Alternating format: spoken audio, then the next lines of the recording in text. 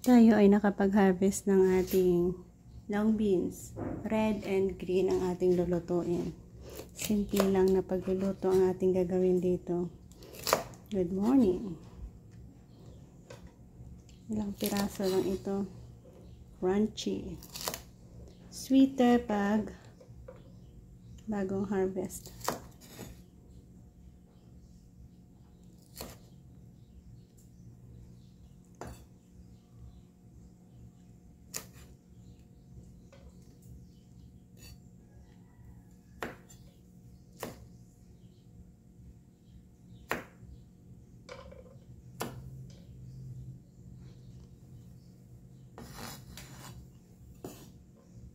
Madami lang ito. Adobohin natin. Lagyan natin ng hipon.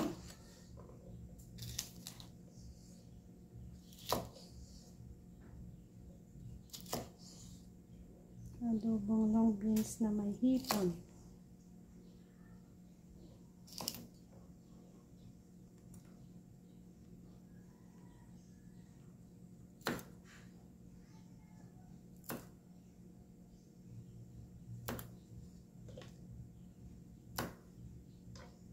Ayan. Ito madami-dami din pala ang ating nakuha. So yan ang ating harvest na red and green long beans natin doon sa ating maliit na garden.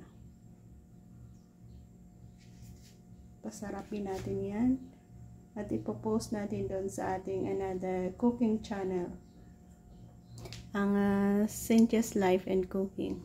Please do follow also ang ating another channel. Thank you and God bless.